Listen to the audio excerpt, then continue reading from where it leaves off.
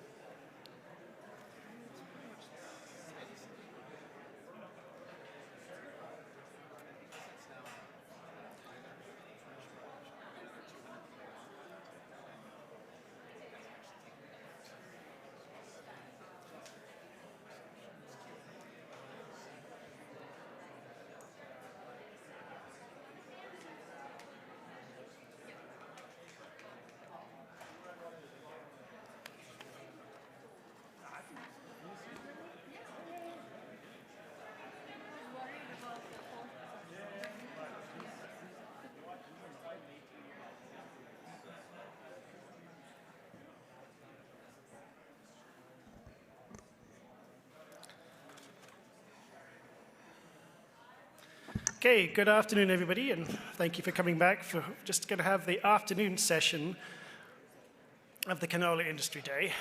And first of all, we'd like to start by thanking all of our sponsors for the sponsorship that makes this possible, and also for the good lunch that was provided for us all.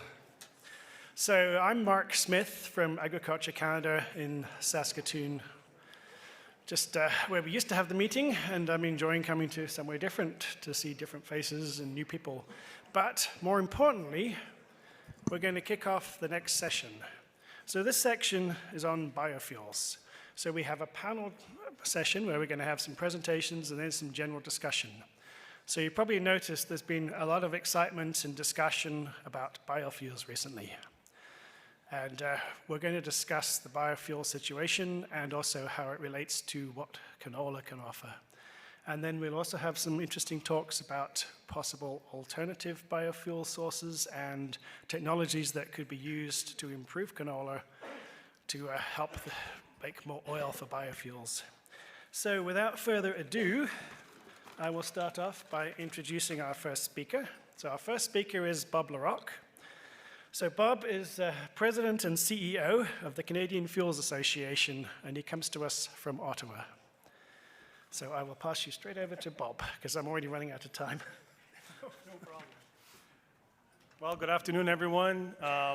Thanks a lot for the organizers for inviting me to come at Canola Week. It's my first one. Very excited to be in Calgary, and it's a nice change from being in the Ottawa bubble. So nice to meet everyone. Before I start, I told Chris, there's only two things I want you to remember. First one is, we love canola, and we're gonna need a lot more of it.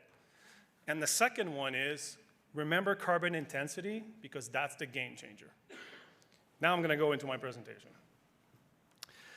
So who we are? Well, my sector, my association, we represent pretty much all the fuel producers, transportation fuel in Canada. So 95% of what's being made either is jet fuel, marine fuel, diesel, gasoline, low carbon fuels. Those are who we represent at Canadian Fuels. Two, just a little plug, we were launched it yesterday. If you want to know a lot more about where we're going by 2050, I heard a lot about this morning, you're looking at 5, 10, 15-year horizons, same thing we are. We have something called Driving to 2050, which is our plan, if you wish, to try to decarbonize the transportation sector by 2050, and we provide an update every year. It's called Fueling Change, and then this year we're focusing on scaling up biofuels in Canada. So there's a lot of interesting information there, and you can access it. Biofuel technologies, this is not the level that you heard this morning. I'm more of a higher level, but we do use ethanol mostly for by corn, and that's mostly kind of a gasoline blend. Biodiesel, we do have some in Canada, but it is going away. I think biodiesel will probably end up in the marine sector, and that's pretty much it. But renewable diesel, the reason why it's red, it's the future. Renewable diesel, we're going to see 5 to 10 times growth than what we have right now. And that's where the canola is super important. Sustainable aviation fuel, you can make it from scratch, but you can also add it at the end of renewable diesel type technology. It's just another step that we need to make jet fuel. And then the last one that you're going to hear a lot more, it's about co-processing. And what we mean by co-processing is you're making a bio-crude, and you're mixing it with the crude that comes into the refinery, and then the refinery takes it, blends it all the way to the end, and then when it comes out of the refinery, that's where you get a 5% gasoline or 5% diesel, depending on what you're making. So it is not blended, it is done at the beginning of the facility. So that's kind of where we're at as far as current biofuel technologies. Biofuels today, renewable diesel, 0, except when I made my slide, that had to be a bit early and blah, blah, blah, but Tidewater in British Columbia is now the first renewable diesel plant operating in Canada. There are about 3,000 barrels a day. They are making Arctic-grade renewable diesel in Canada. We're so proud this is the first one. And there's going to be a lot more. Co-processing, we have another plant. It's in Burnaby, the refineries, co-processing about 2 or 3% of their output, and then that is happening. And then we have the biodiesel and ethanol. What's also important from a diesel side of biodiesel, it's about 1 billion liters roughly, and we're still importing from the United States. Same thing with ethanol, and that's really important because I'm sure you all heard about the Inflation Reduction Act. I call that the IRA. Huge game changer, and I'll explain it a little bit. But that's where it gets really interesting for us. So look at the little green line. Canola right now, you're helping us make about 300 million liters in Canada. The next slide I'll talk about, we're going to need 4 billion liters by 2030. So in the next 7 years, we need to go 10 times more biofuels than we have right now. And that is just to meet the clean fuel regulation. So that's quick, and that's where we're at. So sustainable aviation fuel, I know BC's looking at a provincial mandate. Canada's got a goal now. It's not a mandate, but there's a 1% blend goal. Renewable diesel, you can see will be around 3.5 billion liters. Remember the slide before was 500 million liters, so that's 7 times more. And then the ethanol is going to grow a little bit. So the growth is all in renewable diesel and sustainable aviation fuel. The other thing that's really important is we heard a lot about, Bob, are you concerned about the ZEV mandate, electric vehicles? The reason why we see renewable diesel going in a long time in the future is renewable diesel is there for the heavy duty, it's there for marine, it's there for planes, which is jet fuel, and also rail. So gasoline is about 40% of what is being used in Canada. Ethanol will go there, but the renewable diesel goes into 60%. And we make 100 billion liters a year in Canada. So roughly 60 billion in a year is where we think the renewable diesel is going to go and play. So that's a huge, huge, huge sector. Carbon intensity, I talked about that. Why is carbon intensity important? Well, in the past, if you heard about the renewable fuel standard, you had to blend ethanol at like 10% or depending on the provinces, and then you had to put biodiesel at 2%, whatever. The Clean Fuel Regulation and also the BC Low Carbon Fuel Standard and also the California Low Carbon Fuel Standard, they all brought in a concept of carbon intensity. So the lower your carbon intensity, the less we have to blend to reduce our emissions in the sector. So if I have ethanol at 40 carbon intensity and someone else can make ethanol at 20, we will pay a premium to buy that ethanol at 20 because we have to put less into our system to meet our targets and objectives. So whenever I talk to our folks, the first thing they ask is not how much you can make, is what's your CI, carbon intensity. And there's some huge potential there, and I think Chris and he's going to talk a little bit more about it, right, from an agriculture perspective. But for us, that is very important, and we monetize that number big time. Challenges. We were really hopeful in my world in Ottawa anyways. Clean energy, you heard about all those ITCs for hydrogen and clean manufacturing and CCUS, I'm sure being from Alberta, you heard about those. Biofuels was mentioned about, it's super important, but we need to consult more. So I got a consultation out of the budget in 2023. We were hopeful last week that there would be a signal in the fall economic statement. Unfortunately, there was nothing, so we're still working with Minister Freeland, we're still working with Minister Wilkinson, and we're really looking for a signal, because if not, your feedstock is going to go to the United States. They're going to produce a biofuel there because of the IRA. And then when you bring it back to Canada, guess what happens? The US fuel can get access to the Clean Fuel Regulation credit. They can get access to the BC credit. So we're in an unfairly traded biofuel right now because of the IRA. And the other thing that people don't understand, why is the IRA so important? Before the IRA, you can make the fuel here, you can bring it to the US, blend it, and you can bring it back to Canada. Now the fuel has to be produced in the United States to get that credit.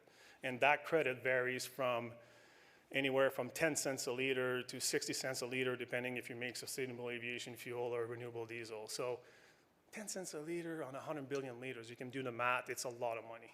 And that's what the US is providing to the biofuel sector. The clean fuel regs, very important. I can take questions later on.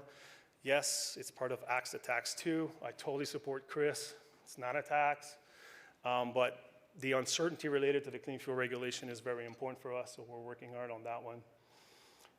And then there's other guidance, and we've worked together with Chris and you folks, like the land use and biodiversity, for example. They're like, why do you care about that, Bob? You're not in the agricultural sector. Well, I need to know for sure that that agricultural feedstock that I get will be eligible for that credit on the clean fuel regulation. So you need to work with these, like, you know, the agricultural sector and make sure that this makes sense. So we were totally supportive of that change that we finally got after 9 months. So this is because of banging my head on the wall so many months. The other thing I want to share a little bit to Chris talked about is that canola is super important, renewable diesel. Remember I was talking about CI? We also have other opportunities, and that's where the investment, not challenges comes around, but opportunities for us. We can put CCUS on top of our refinery. That would also reduce our carbon intensity of our gas and diesel. We can produce low carbon hydrogen. We can produce renewable diesel. We can install EV charging stations across the country. All of those all reduce the carbon intensity of our fuels. So our companies, when they look at investments, they're all looking at all those options and see what makes the most sense. So that's kind of all of the announced or operating projects. All of that is about $15 billion, $10 billion of what's announced, and there's about $5 billion of what's already existing. And all of this will be built by 2026. So this is not 10 years from now, this is in the next 3 to 5 years. And the Imperial plant, to give you an idea, 1 billion liters, one plant. Chris, you told me that's 2.5 million tons of canola? Of seed. That's just one. And there's probably going to be 5 or 7 more of those by the end of the decade. Collaboration is absolutely key. That's why I'm here today. That's why we need to work together. We're open to partnering with you on research. We're open to partnering you on advocacy with the federal government, attending anything, because we can't get where we want to be without you folks in the room. This is an absolute partnership across the board. And there's just some different ideas out there on how we can work together. So sometimes it's not just about having coffee and signing a letter, but sometimes it's working together on life cycle analysis. Sometimes it's working together. I was talking to Meghna or something about genetic regulations or something. Hey, I'll sign a letter to support that you guys need to have fast track for that because we're your end user and we need it. And that's it for me. Hopefully we can have a very interactive Q&A, and I'll turn it over to Chris because I think I had 10 minutes. And I did well. Okay, thank you very much, Bob, for setting the scene. Our next speaker is Chris Vervaet. He is the Executive Director of the Canadian Oilseed Processors Association, or COPA, and he represents his members on matters pertaining to the oilseed processing industry. And Chris is also a Senior Executive with the Canola Council of Canada. And he will present on renewable fuels driving growth for the canola value chain. So over to you. Great. Really good to be here again in person. I've been to Canola Week now 4 times, and this is only my 2nd time in person. Each time I come, I do tend to talk about canola processing. And I think 4 or 5 years ago, I was talking about how we were just on the precipice of some possible growth. And now I'm happy to be back in person to really talk about the realization of this growth in canola processing in Canada. So just a quick overview in terms of our crush and processing footprint in Canada. Today we have 14 facilities going as far east as Quebec and as far west as Alberta. Combined, these 14 facilities have a capacity of about 11 million metric tons. But if we look out over the next 5 years, we see a tremendous amount of growth in that capacity. So we saw over the last 3 years, 5 new investments announced. Combined, these investments are roughly 7 million metric tons of additional canola crush capacity, which would then take us to 17 facilities and 18 million metric tons of crush capacity by, I have it there listed as 5-year outlook. Some of these facilities are already under construction. Some of them are still going through the due diligence phase. So I would say probably over the next 5 years, it's safe to assume that we will see approximately an additional 7 million metric tons of canola processing capacity in Canada. So we have a good growth trajectory of canola processing in Canada over the last decade, just steady growth. And I just thought I'd put this chart up to show really how big of a step change it is when we talk about an additional 7 million metric tons of capacity coming online. And to put that into perspective, and I hope everyone can see this in terms of the numbers, and you'll see a lot of numbers from me in the subsequent slides, but when we look at 2022, roughly 20 million metric tons of canola grown in Canada. That's kind of been our average over the last number of years. And with regards to processing, we do about 9 million metric tons, 10 million metric tons maybe to round up. So we could say about half of what is grown in Canada is crushed in Canada. And again, that's kind of been the trend over the last number of years. But if everything that was announced gets built, and we see all that capacity coming online in the number of years, we could see a significant proportion of what's grown in Canada to be processed in Canada. So we anticipate at least some increase in productivity and production for canola. For the sake of argument, I've pegged that at roughly 23 million metric tons by 2025. But at the same time, we're going to see a roughly 16 million tons of canola processed. So that's going to be around 70%, again, of what is grown in Canada gets processed in Canada. A real terrific news story for value-added processing in the agriculture sector in this country. And if you'll bear with me just for a second, just to go through some of the benefits of that value-added processing that's going to occur in the years ahead. Number one is that there's more competition for farmers. More competition means better returns, better value at the farm gate. Number two is that you see a lot more, again, this is linked to number one, actually. We should probably combine these graphics into one. When you have more crush and more competition, ultimately, what I want people to take away is you got better value at the farm gate. Market diversification has been a priority for the canola industry as long as I've been around. And we all remember China, for example, as a country that has been a challenge in terms of market access over the years. And this is why, just one example of why we focus so much on market diversification. Having an outlet for canola seed to be processed in Canada is huge for market diversification. And in some of the subsequent slides, I'll try to put some numbers around what that diversification actually means. With value-added processing, we see jobs, we see economic growth in provinces like Saskatchewan, where we're seeing a lot of this build out of capacity. We see a lot of the same activities happening in places like Alberta and Manitoba as well.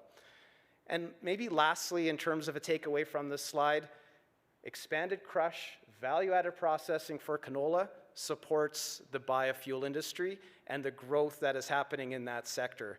And my subsequent slides will unpack the renewable fuel story a little bit more.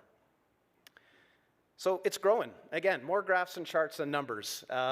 We see substantial growth in terms of the demand for renewable diesel, that product that Bob was talking about. Not biodiesel, but renewable diesel, which is completely the same as a petroleum diesel product. It's chemically undistinguishable and can be blended 100%. So if you've got a tractor that's running petroleum diesel, you're looking for a greener alternative that's actually using canola, you can fill that tractor with 100% renewable diesel.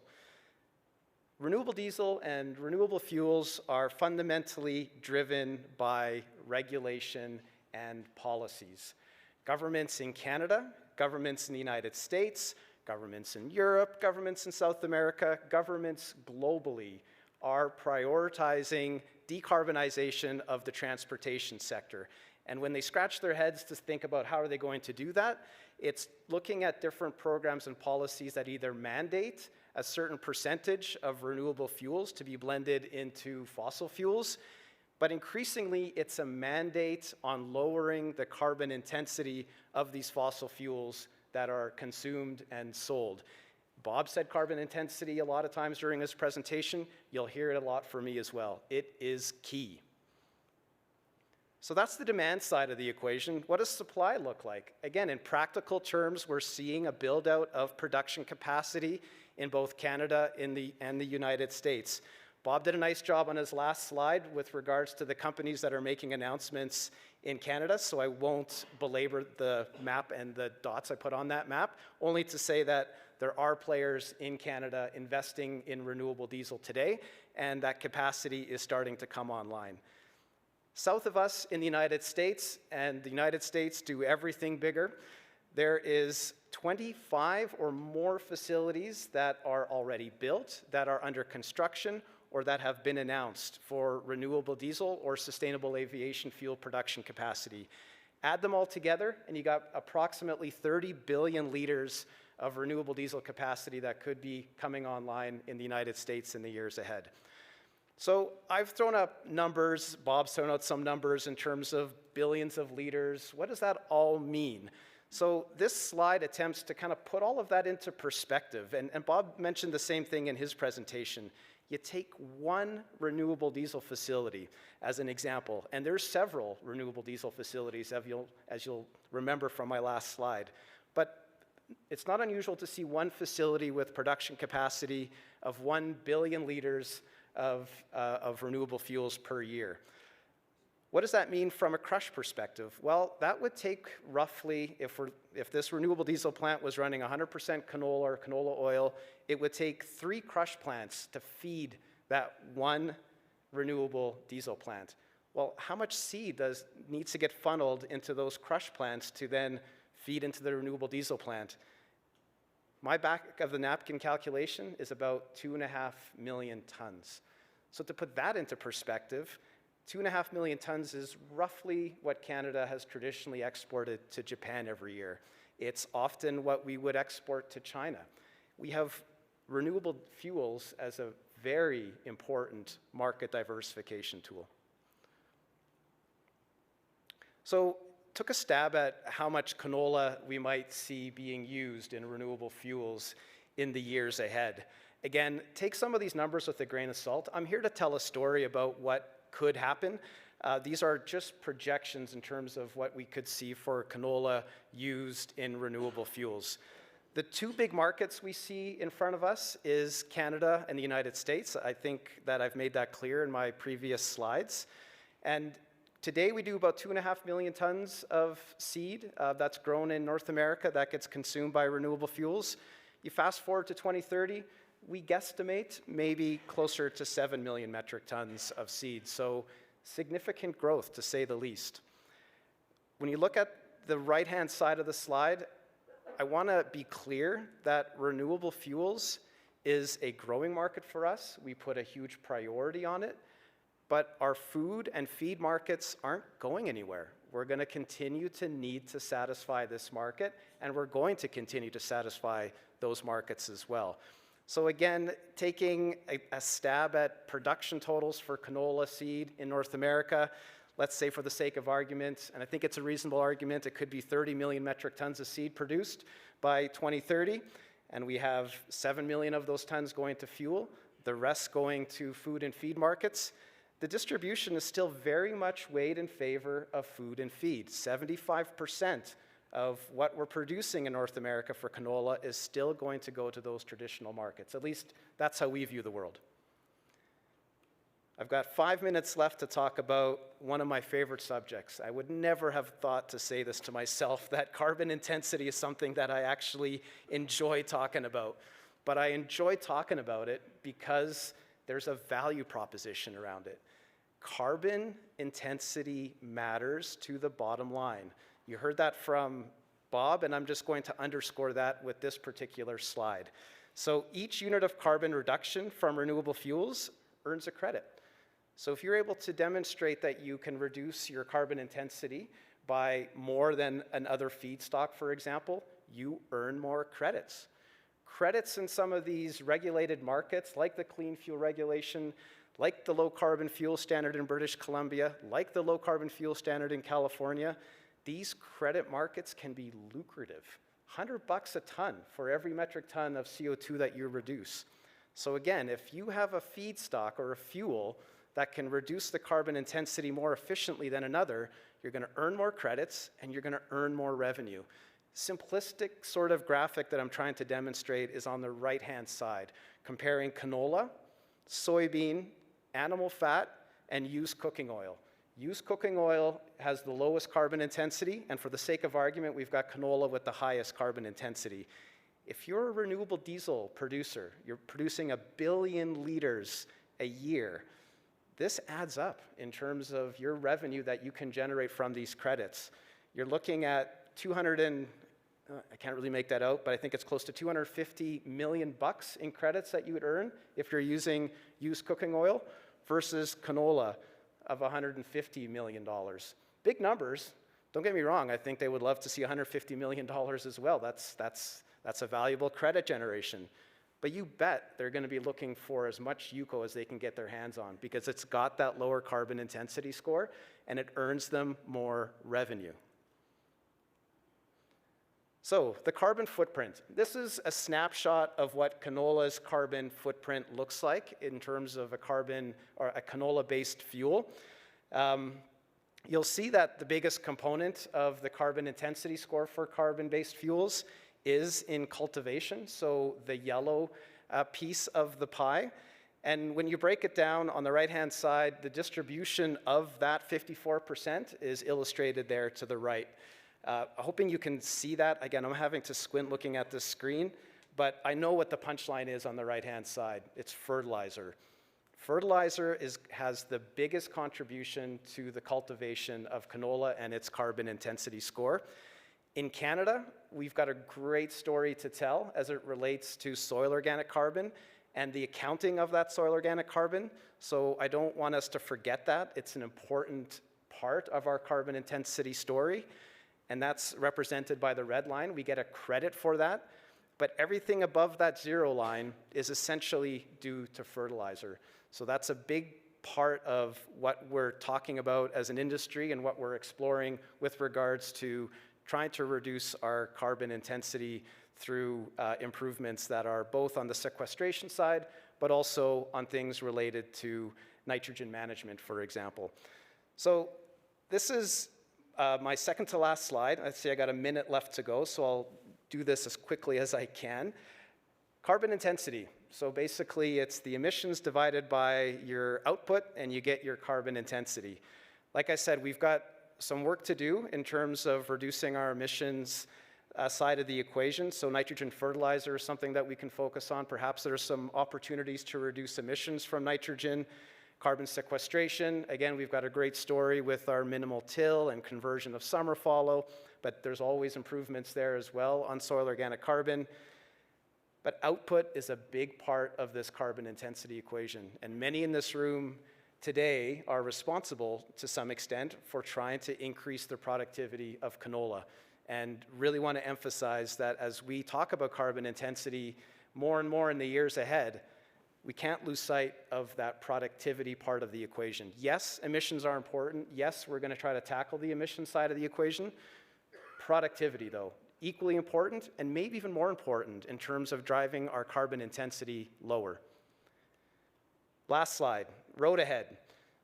Canola processing is expanding, and it has benefits for everybody in the value chain. Expanded crush is a good thing. Renewable fuels is driving this growth, but government policies and programs are key. And sometimes these government policies and programs can be unpredictable, and it's incumbent on us as industry and as leaders in industry to make sure that these programs have a level of predictability and continue to drive demand. Canola utilization is shifting. There's no doubt about it. We see more canola going into renewable fuels, but food and feed are going to continue to dominate. Increasing supplies. I don't think I need to belabor this point. Maybe that one should go at the top, actually, and be bolded and underlined in a larger font. We need more canola. Carbon reductions and carbon intensity is the market driver. It's table stakes. If we want to participate in the biofuel market and compete with other feedstock, carbon intensity.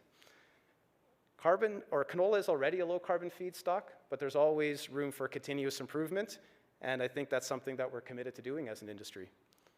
So thanks everybody for your attention.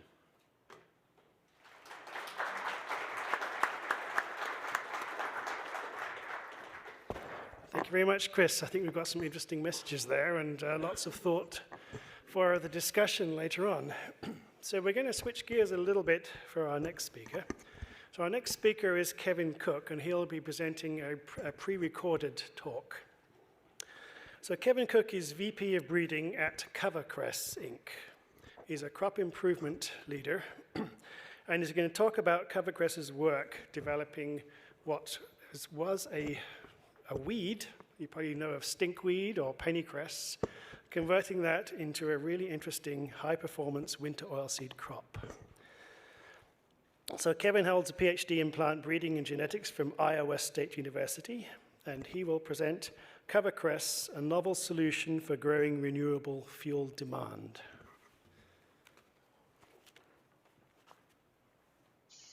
Hi, good afternoon. I'm Kevin Cook. I'm Vice President of Breeding at CoverCress Incorporated.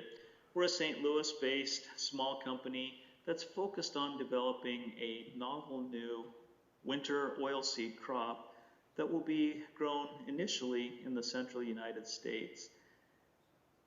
The grain produced from it will be used to produce oil that goes into the biofuel production, and in the future there will also be opportunity for use of the meal in food and feed applications.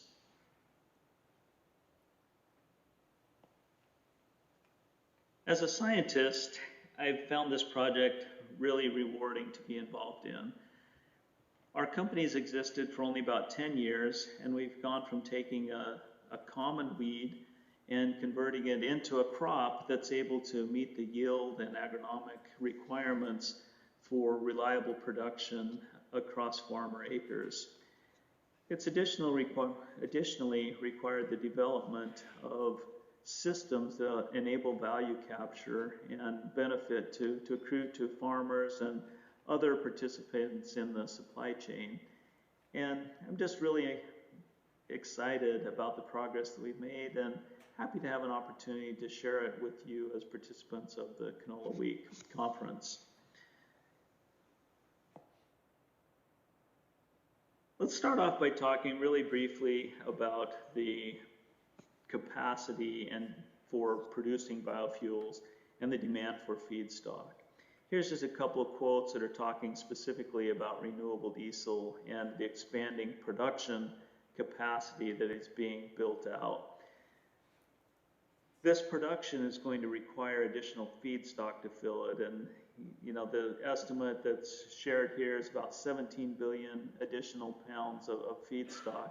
So it's really creating an intense demand for more grains or oilseed grains that can help to address that capacity. Today, about 70% of the biofuel stock is coming from soybean, with smaller volumes coming from corn oil, canola, and recycled oil wastes. So soybeans are supplying a large volume, and we're really getting to a point that acreage expansion for soybean can't be depended on to supply such a dramatic increase in the oilseed grains for this industry.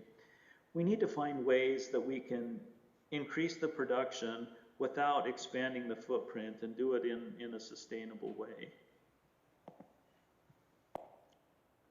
There are a couple quotes just talking about soybean oil and how the incremental demand is really incredible, and we'll take literally millions of acres under current yield capacities to be able to fulfill them. So we think something different needs to be done rather than expanding soybean production, and that growing a winter oilseed crop is something that could be an important part of meeting those needs. That winter opportunity is created by the fact that most of the farm acres in the central United States sit fallow between the time of fall harvest and spring planting. So there's about half a year there where the right crop that's adapted to survive through winter conditions could create valuable grain while meeting some of the benefits of a cover crop, benefit the farmer, and also enable an oilseed that could help to address the needs of the biofuels industry. So here's a summary of some of the benefits for growing CoverCress. I already talked a little bit about the benefits of the cover crop being on the farm during the winter months, and also the fact that this is a crop that will produce cash for the farmers and give an economic incentive for its use. We're also developing a production system where we will take the grain and deliver it to elevators and for the crush and downstream processing required to create value, and remove that challenge or potential risk from farmers, at least in the first number of years while the system is being developed and people get comfortable with how to grow it reliably and the opportunity that it presents. Both breeding and gene editing technologies have been used in the development of CoverCress from field pennycress. The sample in the middle of the slide shows the dark color that native field pennycress grain had. This was created by a thick carbohydrate layer on the outside of the seed. Removal of that, or through the knockout of a gene with gene editing, created the beautiful yellow seed that you see on the right-hand side. That gave us a grain that could be directly fed to animals, and also enables the meal to be used for animal feed.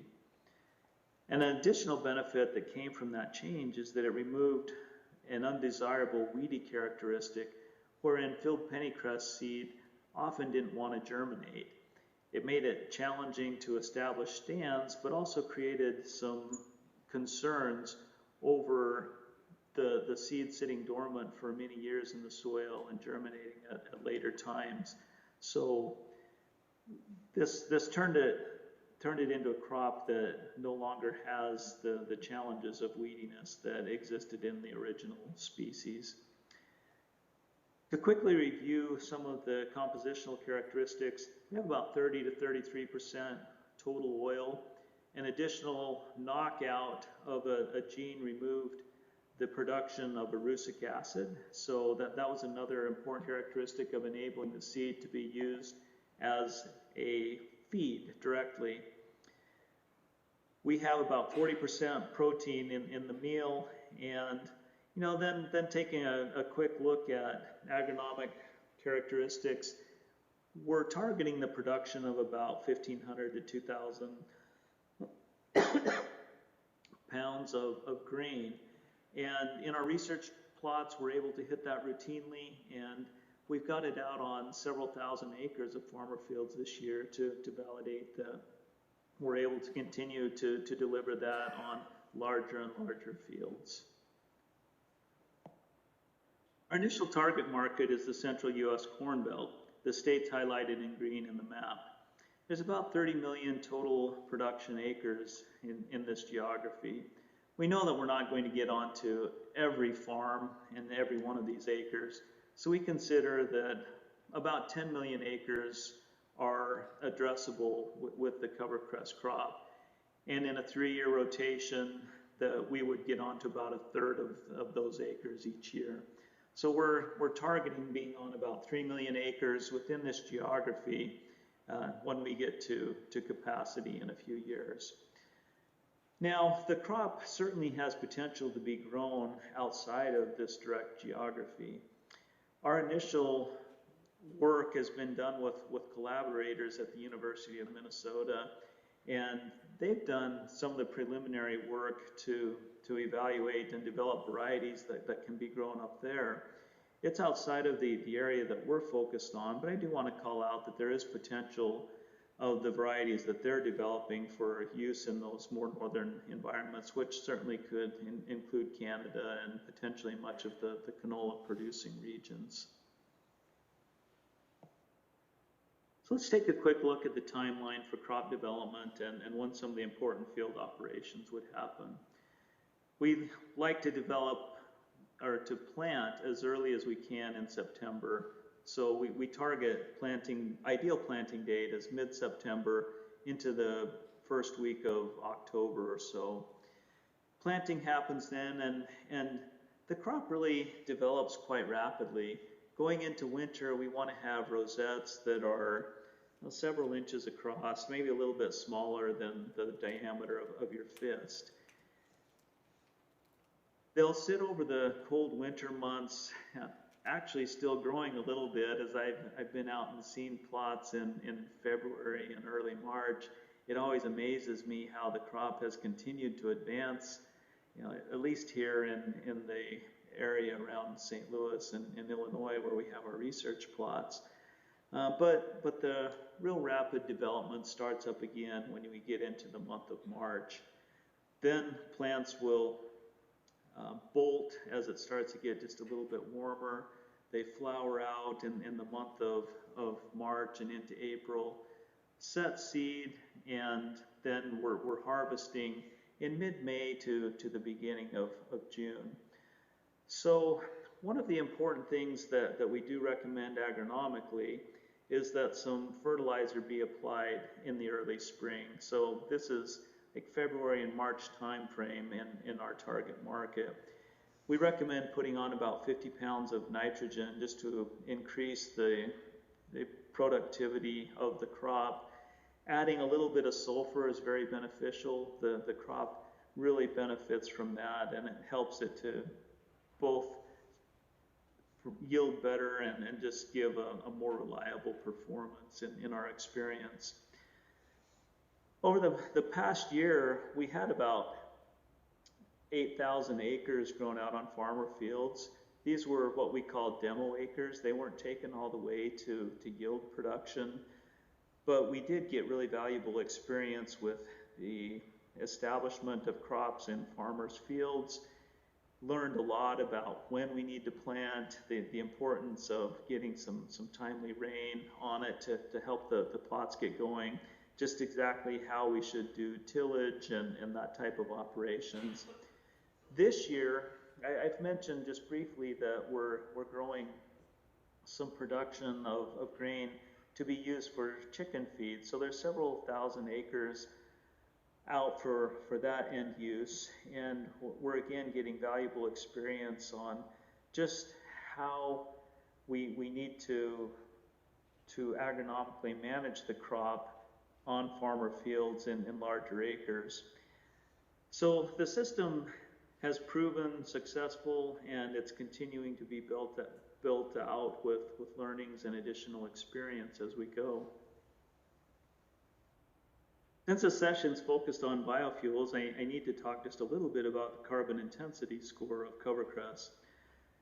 You can see in the graph here that the score that we developed through a GREET analysis is a little bit lower even than tallow and quite a bit lower than canola and soybean oil. The reason for this is that we have very limited implement passes through the field during the production of our crop. We recommend one light tillage following the corner soybean production, and we can either plant or seed the field during that tillage pass or do it with the drone right after that. We recommend a early spring application of about 50 pounds of nitrogen with a little bit of sulfur. And then we come back to harvest in May to June. So there's very limited farm implement passes over the field. One of the other things that impacts the score is just the fact that we're using an existing footprint that's not being utilized at the growing season in which our crop is grown. So this low carbon intensity score is one of the things that's really interested some of our partners in the development of the crop. CoverCress is a new crop, and as a new crop, there are a number of regulatory steps required to get its production enabled. We've recently had a successful regulatory status review with the United States Department of Agriculture. That enables some of our early products, gene-edited products, to be put out into the environment without regulatory requirements. That will enable us to test the materials much more broadly and also to get them out into farmer fields and allow them to carry them clear out into production of the grain and utilization of the grain that comes off of there. The Environmental Protection Agency is involved in ensuring that the systems in which the grain is produced are acceptable and meet the regulations. So which herbicides and fungicides can be used both on this crop and on preceding crops are evaluated. It also has to set tolerances for levels of pesticides that could be detectable in grain that's harvested off the crop. So that work and also the things required by the Food and Drug Administration are all underway, well underway. We're making really good, solid progress in putting all those together to enable our crop to be grown out in farmer fields. You can see that the production of the CoverCress crop and a production system in which it will be used is very complex. We're fortunate to be owned by a consortium of Bayer, Bunge, and Chevron. Each one of these companies plays an important role in enabling the successful achievement of our objectives. Thank you for the opportunity to present our work at CoverCress with you. I'm really excited about what we've achieved and also about where the company is headed, and look forward to interacting with you about it in the future. Thanks.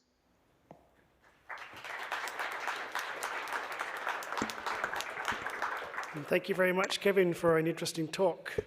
And it's interesting to see how you can develop a new oilseed crop using new technologies in a very much quicker time frame than we used to be able to.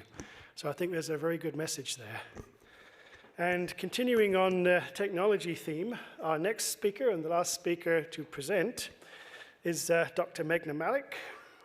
She is Senior Director at Yield 10 Oilseeds in Saskatoon, Canada. And for the last 13 years, Meghna has led the company's research projects on engineering of value-added traits and yield enhancement in oilseed crops. Her projects have included development of elite gene-edited lines of camelina and canola. And Meghna will give us an update on increasing oil in oilseed crops through gene editing. So over to you, Meghna.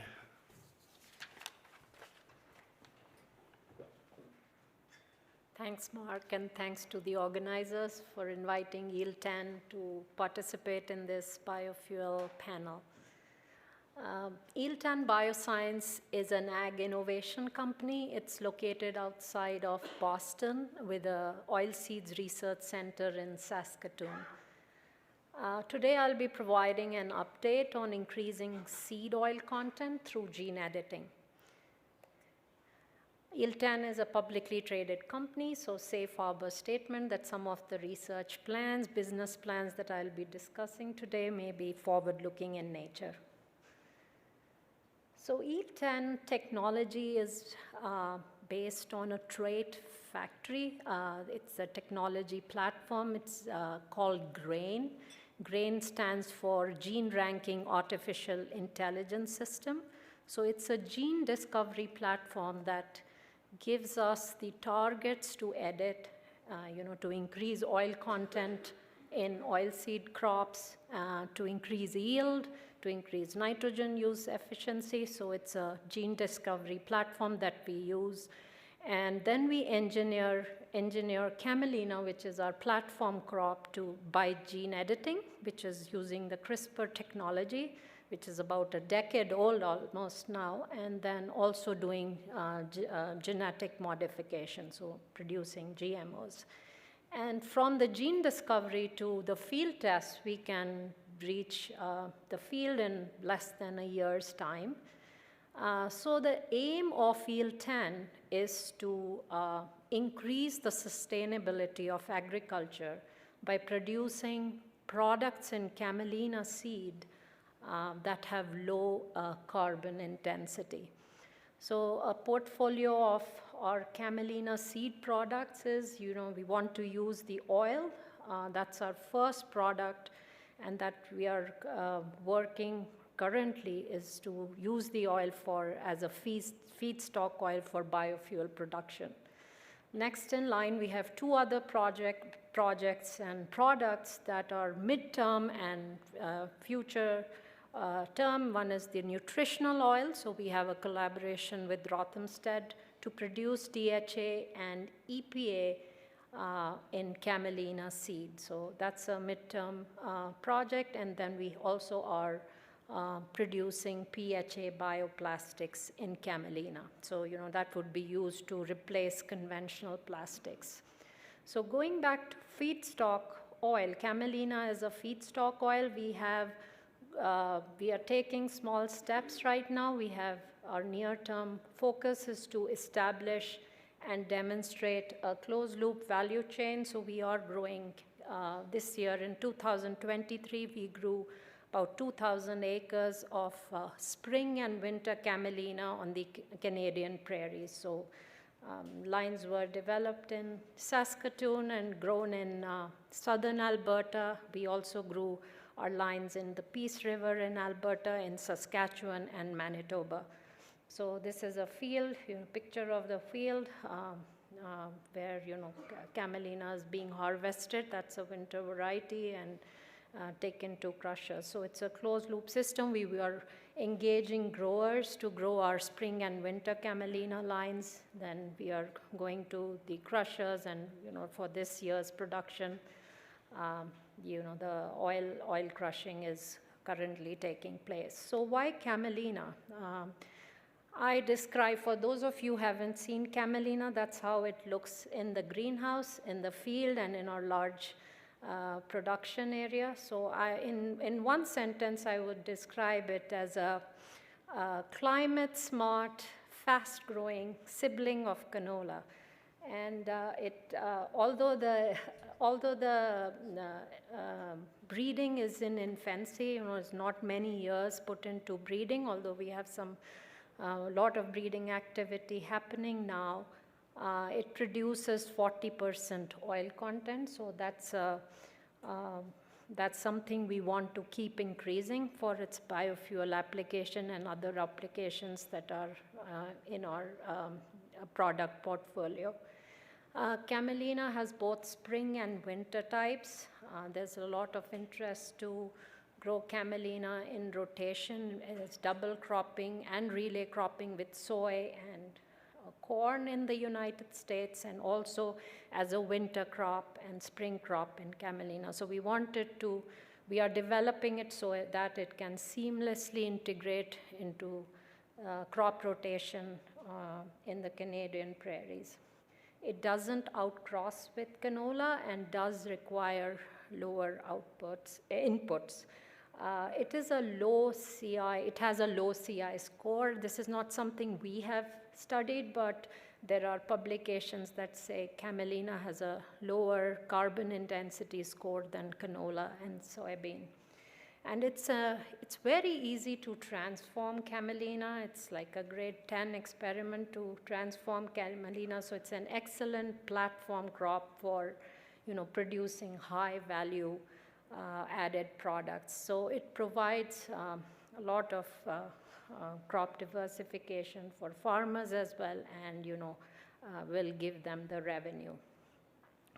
Camelina also provides a lot of ecosystem services, so we know we have to reduce the nutrient and prevent nutrient runoff. So, winter camelina, that's very hardy. Some of our varieties, we've grown them in the Priest River. They've grown them in Western Saskatchewan. They've done very well.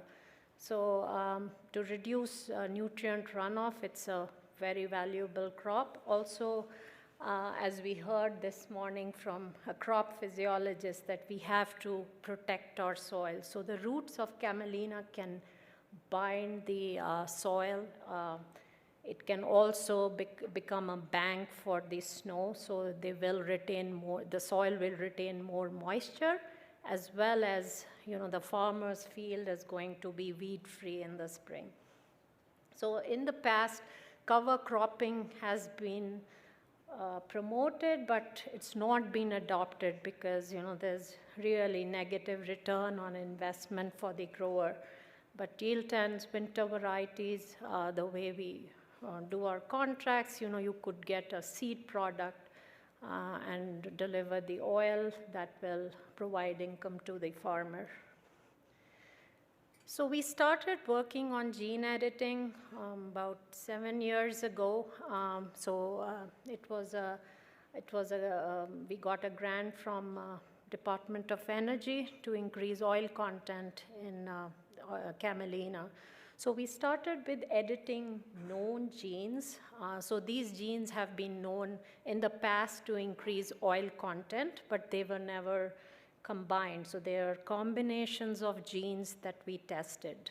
So we gene edited camelina, and there's a C3009 that's shown in the red font. That's one of our traits.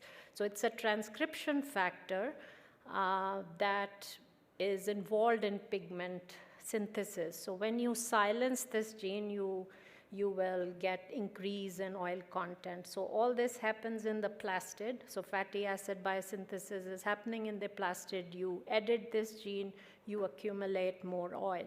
Another combination that we used was the C3008 and 9. C3008 and A and B, these are lipase genes. So when the seed is maturing and when the seed germinates, the lipase are actually involved in breaking down the lipids so the seedling can grow. But this process also happens in mature seed. So what happens is in a mature seed, the oil content decreases. So we edited these combinations to have more oil. So there were 9 genes that we edited.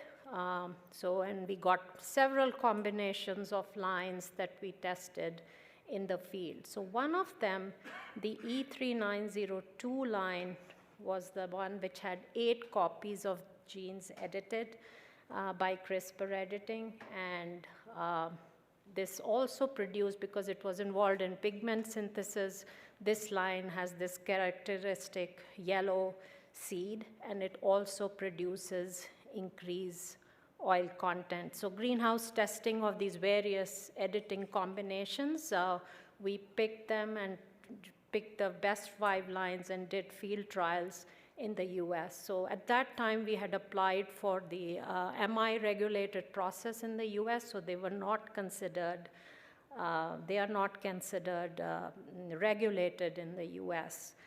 So E3902 is our first gene-edited spring-type germplasm.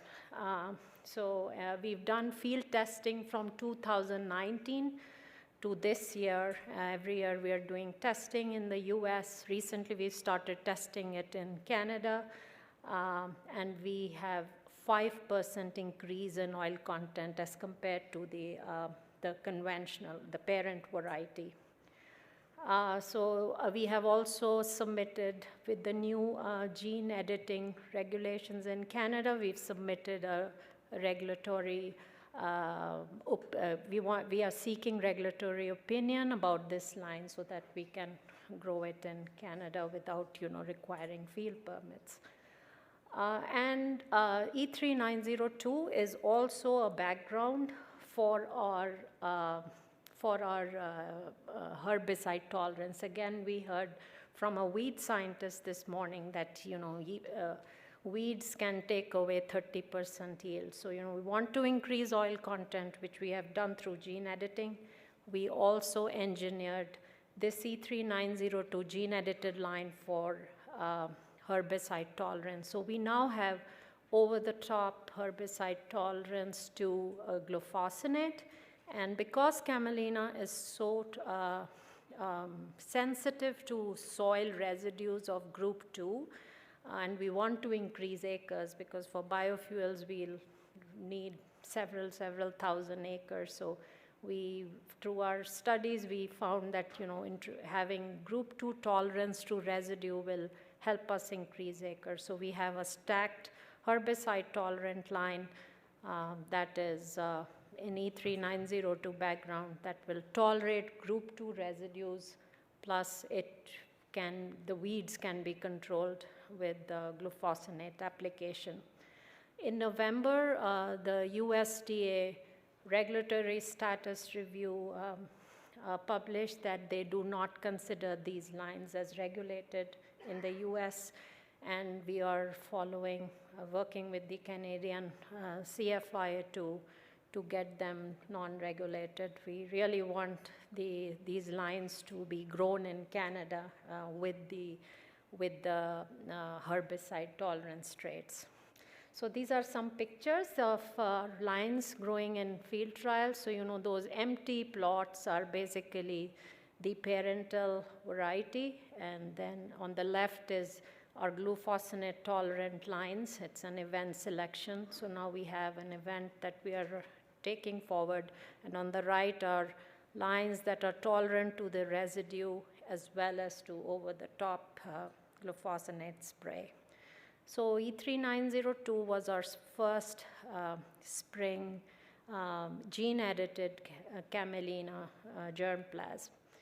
Another strategy that we used was to increase oil content in camelina comes from editing a regulator of the ACCAs. So ACCAs, or the acetyl-CoA carboxylase, is the first committed enzyme for fatty acid biosynthesis. So this enzyme, although there's been a lot of research being done on this enzyme, it's under genetic and biochemical control. So in University of Missouri, they identified a negative regulator, which is called the BADC.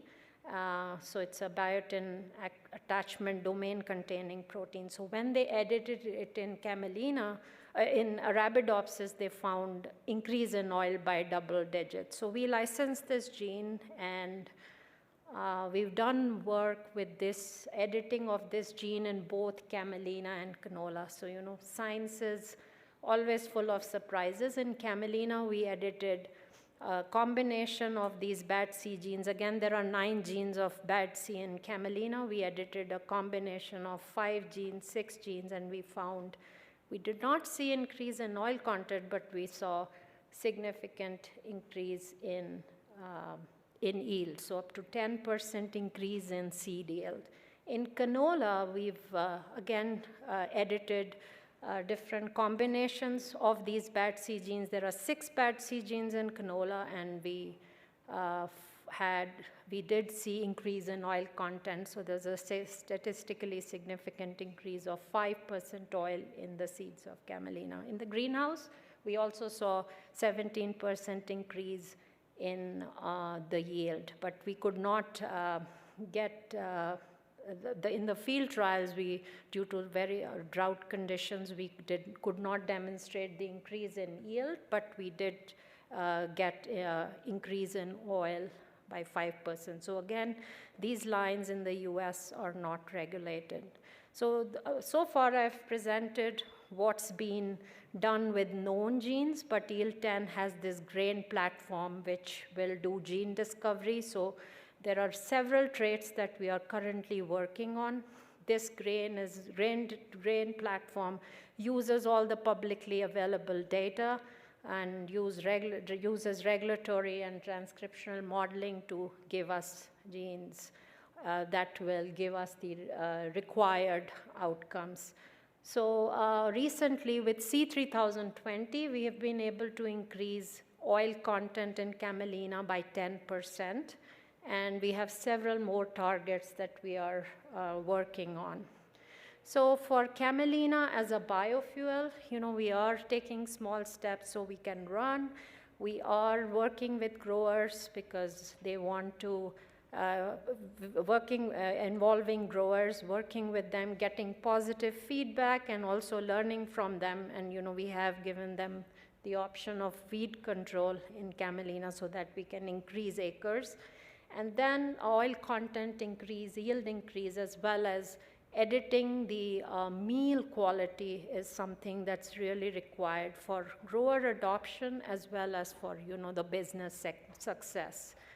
And, we are developing and working with several partners across the biofuel value chain so that, we can have larger acres of camelina and produce camelina in Western Canada and also in the Pacific Northwest of the US.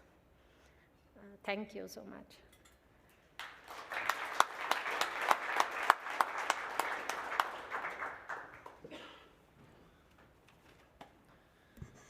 Well, thank you to all of our speakers. That brings an end to the presentation part.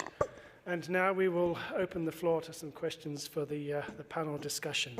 And I believe Kevin is online and can join us as well. Is that right? Good. Okay, so we do have some questions here, but what I wanted to do first is open the questions to the floor to see what we... Okay, Keith.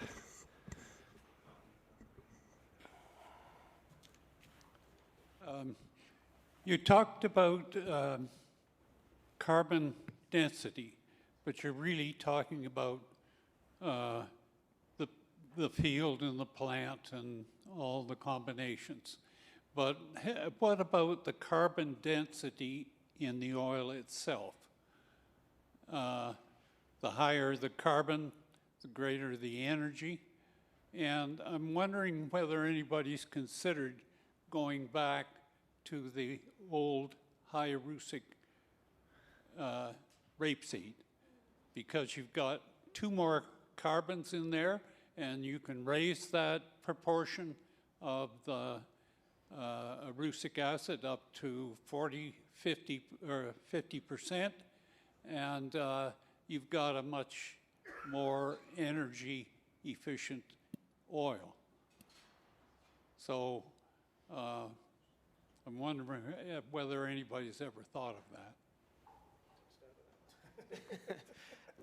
I can try to respond. I mean, just generally speaking, as it relates to biofuels and the demand for feedstock, there's a real wide range of interest amongst the end users of what types of feedstock to use. Again, carbon intensity is one of the major drivers. So if the traditional high uric acid canola or rapeseed has the ability to lower the carbon intensity, then I think there is going to be an interest for these types of crops to make a comeback. Again, it's really dependent on what the end user wants, whether the IPing of these different crops makes sense for the value chain as well.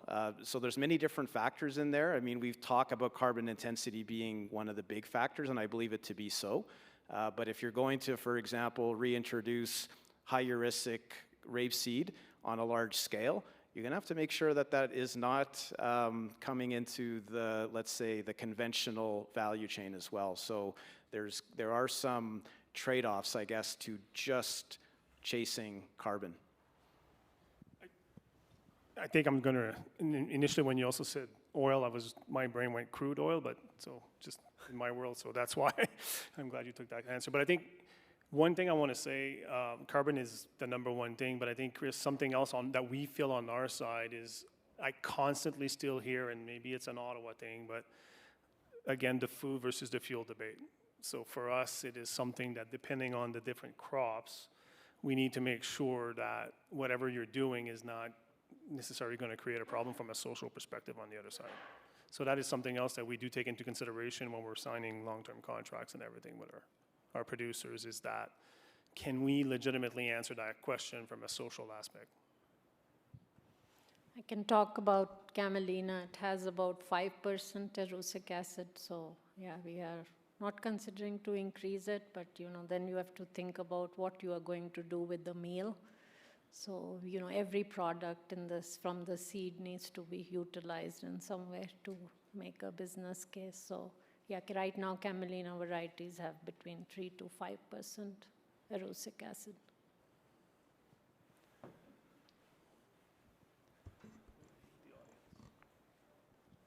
Okay, we have another question from the floor. Hello. Can you touch on the process of refining canola oil for fuel versus crude? Like, is there different weights within, like, raw crushed oil? Or, like that's kind of interesting to me if there's different weights for different fuel sources or how that all works. On the very technical side, if we can talk afterwards, and I will give you one of our engineers to answer all of that technical question, to be honest with you. As far as how would it work, I think we're kind of agnostic on technologies right now as far as putting it into the co-processing aspect of it or putting it into a greenfield plant, to be honest with you.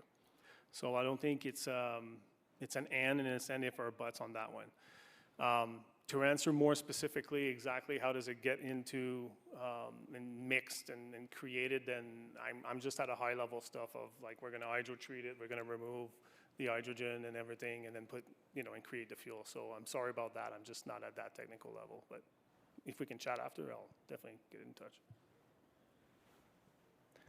Okay, I think we have an online question next. Yes, there's one question for Kevin. Is CoverCress sufficiently hardy for the Canadian climate?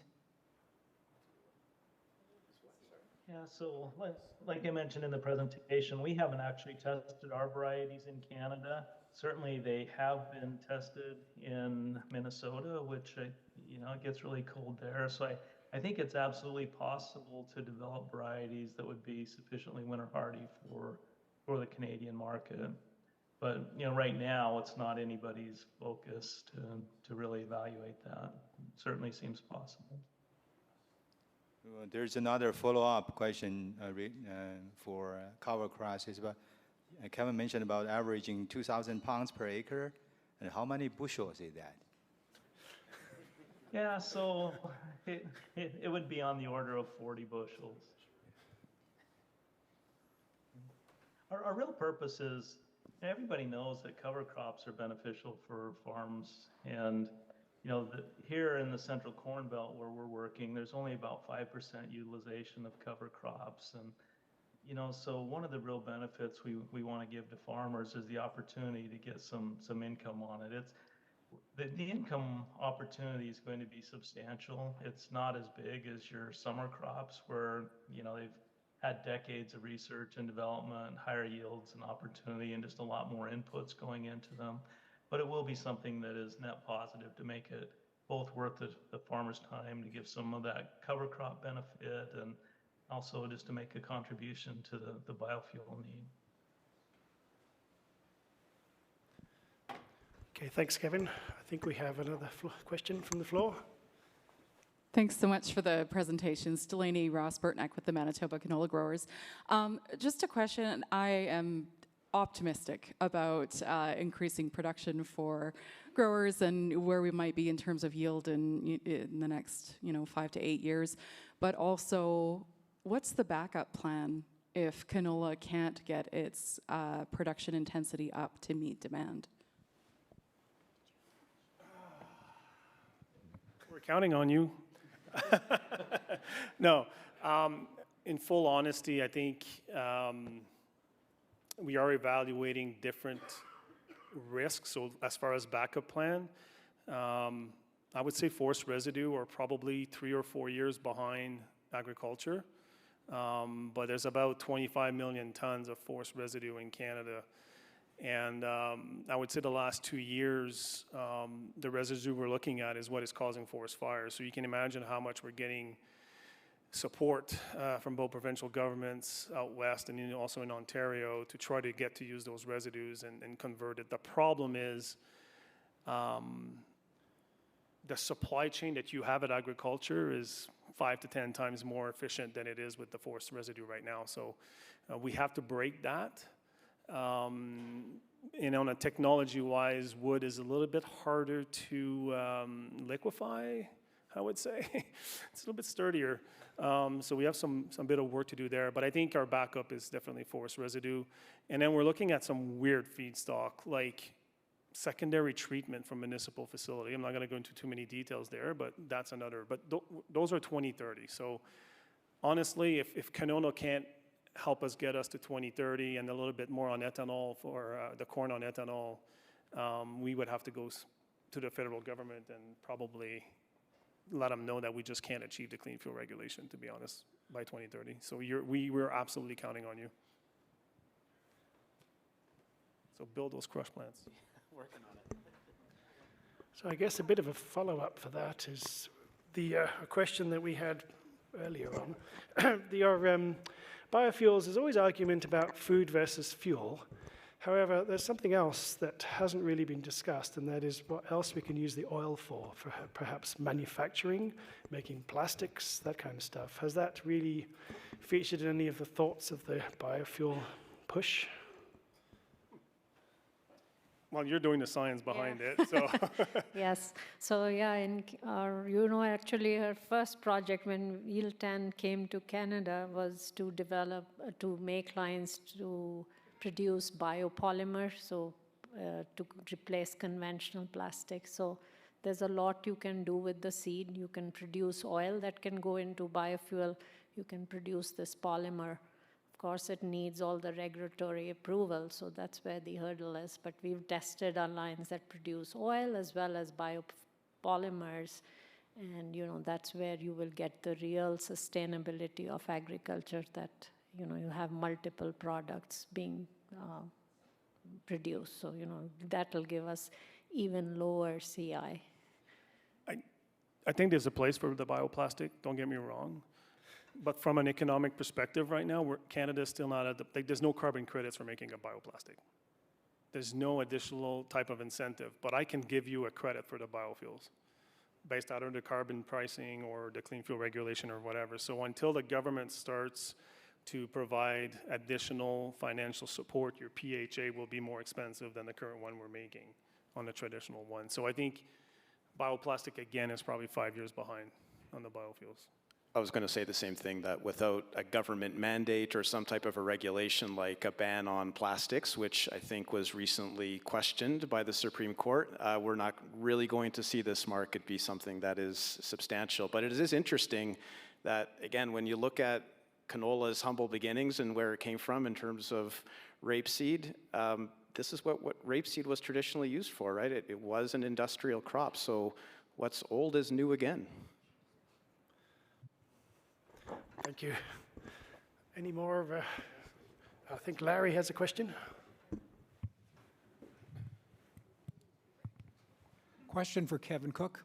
Thanks for that great presentation on CoverCress. On your slide on regulatory approvals, you had check marks along all of those there. Does that mean you've accomplished those, or which ones have you actually accomplished, or which ones? That actually was just like bullets. So they're all underway.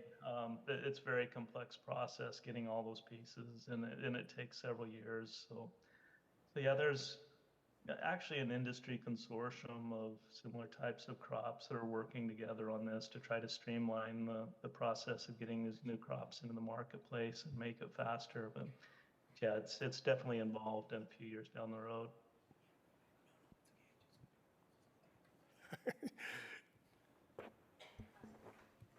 I got another question.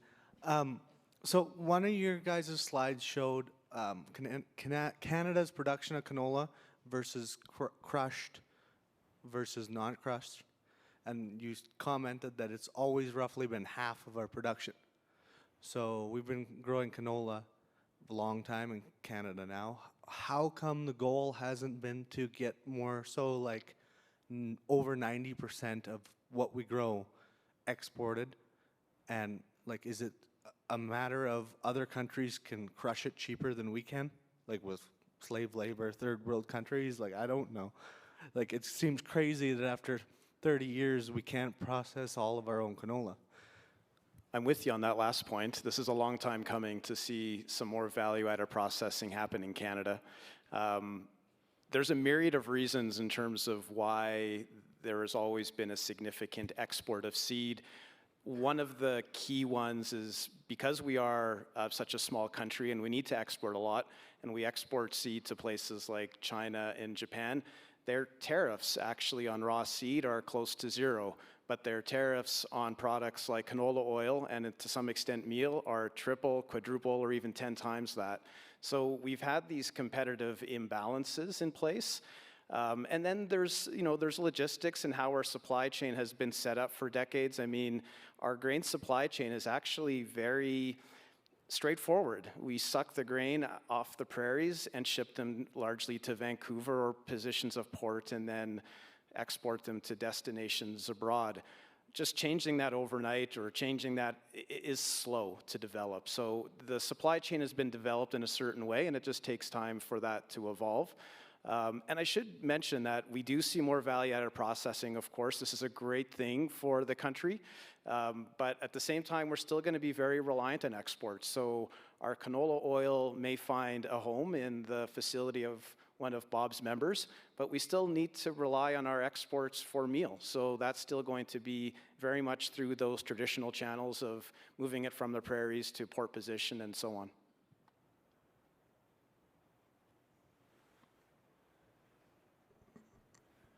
Okay, another one from online. Yes, this question is addressed to Meghna. What is the potential for G2 resistant camelina to become a weed in crop rotations with canola and wheat? Yeah, camelina is very susceptible to all kinds of herbicides. So it can be easily eliminated from any field. It doesn't have any dormancy.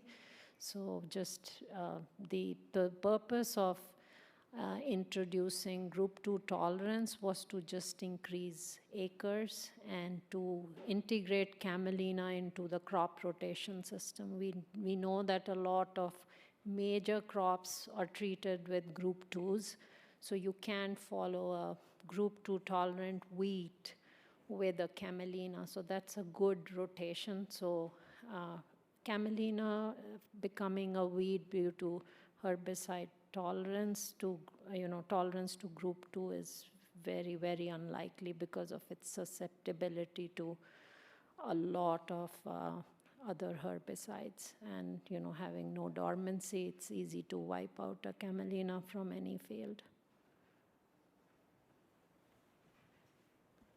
Dormancy usually evolves when the same herbicide's used year after year also, so it kind of fits what Meghna was saying. But I think any crop where you use a solid rotation of herbicides, you won't have a big risk of that.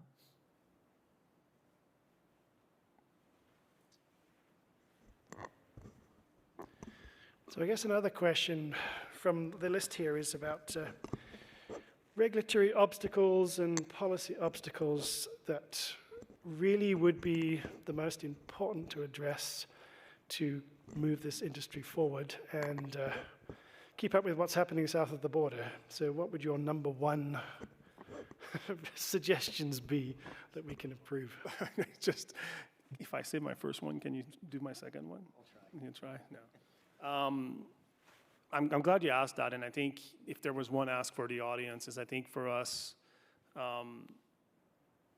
it's very important from an energy security, I think, with what happened in the world. And I think right now we are 100% reliant on Canadian-made fuel for all of our use every day.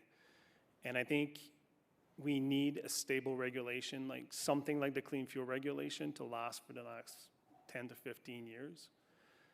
Because without that, Canada's going to become reliant on the US for their fuel supply. And as Canadians, I'm really afraid that by 2030, we could be relying on 15 20% of our fuel from another country, and where does that put us in? So for me, from a regulatory perspective, is to make sure that the clean fuel regulation is maintained even with a change of government. It could be called something different. It could be improved. That's fine with me, but we need that stability. So that would be my number one thing, is that stability regulatory-wise. I want to say the same thing.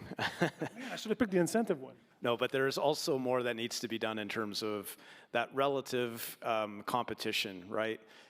We operate what we think an integrated market between Canada and the United States. But when you looked at one of the slides I showed where the investments are happening on renewable fuel production, we've got 25, maybe even as much as 30 facilities that are either already running, are under construction, or have been announced in the United States. That's not by accident. One, they do have more stable regulations and policies and programs that drive the demand, but they also have incentives that encourage those investments to take place in the United States over Canada. So to Bob's point around predictability on the demand side of the equation, whether it's the clean fuel regulation, some of these provincial programs in Canada, absolutely critical. But we also want to see that build out of value-added production occur in Canada. And to do that, we do need some programs to compete with the programs that exist in the United States. On the crop perspective, we would like the policymakers and government to, and also the regulators in Canada to, have a enhanced path or faster path for, crops that will provide that sustainability to agriculture. So, some of the traits are not novel. They've been there for a long time. So, the gene edited right now, in Canada, that's something that was a very favorable declaration by CFIA, so that will help us to grow our gene-edited lines which have higher oil in Canada. So similarly for herbicide tolerance, some of these chemistries are not new. So getting some incentives, because we are growing crop for increasing sustainability, some policies around a request to Bob, maybe he could champion our cause, get the word around for crops like camelina and, grow them in the winter. We need winter crops here. So that will be really good. Herbicide tolerance will give them crop protection, and then, gene editing technology will get those genetic gains faster than conventional breeding. Thank you. Kevin, do you have anything to add to this?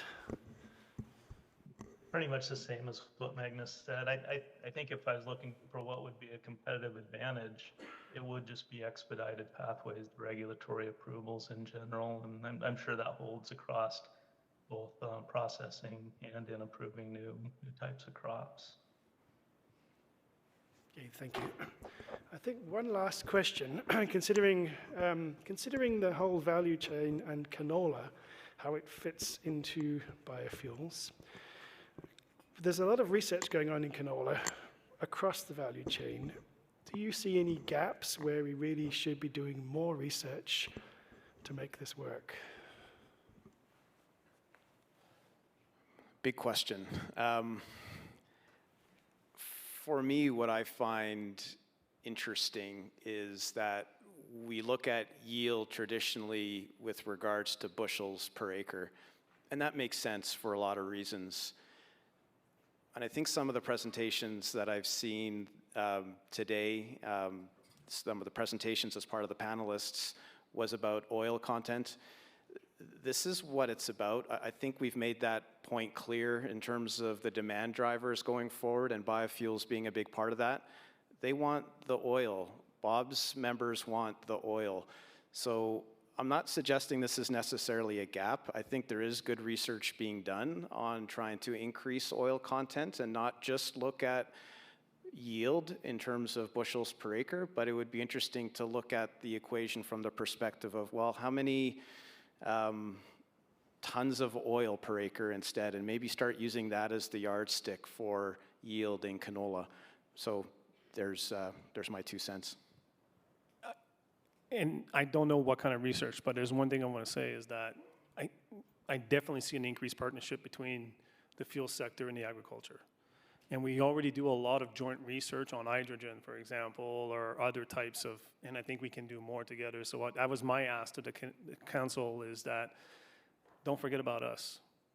We potentially could have some funding, we can have some joint partnership, and I think we could increase the amount of joint partnership between the biofuel producers and the agriculture versus what we have right now, which is a little bit siloed, I would say, right? Like you do your own thing and then kind of, so that would be a gap, is let's just do more together. Yeah, plants are really clever. Sometimes they will increase oil, but at the cost of yield. So, you know, research programs have to be run in a way that you see all this, you know, everything from when the seed is planted to the final seed that's harvested. So yeah, we need some kind of a faster way to test more targets, to do more gene editing, do several combinations to get those genetic gains faster. That's a real requirement, and not just 1 or 2% genetic gain, but, you know, faster increase in oil and yield. So we need both to increase at the same time. Well, in the equation, it's not that the only value is coming from the oil. There is value from the meal also. And so, you know, for the farmer, what matters really is income per acre. And that's not necessarily maximized by maximizing the oil input or output. Thank you. In the interest of time, I think we'll just have one more question from the floor, and then we should break for coffee. I'm just curious about, with the CoverCress and maybe even for Camelina as well, about any breeding for clubroot resistance, because I think that would be an obvious knockout for large parts of the kind of Western Canadian agricultural area. Yeah, I guess for CoverCress, I can make a comment. So we're not currently doing that. It's not a disease that we see routinely in our target market. You know, it's interesting that you mentioned this, because just 1 month ago, one of our research associates brought a pennycress plant that he'd just found in a ditch bank that had clubroot on it, and it was the first time we'd seen it. So it's not something that we're actively working on, but, you know, certainly any diseases that are important for the markets we're moving into, you know, it's possible with most crops to make gains for those. Yeah, for Camelina, yeah, we are also not working on clubroot right now, but we are cognizant to the fact that as acres increased in Western Canada, we may see clubroot issues in Camelina, but we haven't seen that so far. So, yeah, but that's one of our targets that, you know, we'll be very careful about, you know, screening our germplasm and also scout our fields very carefully for any clubroot susceptibility.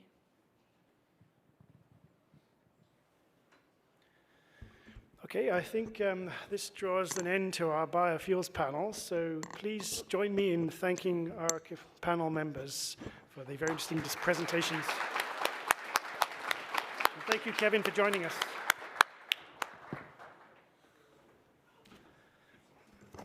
And we need to be back here in about 30 minutes for the next session.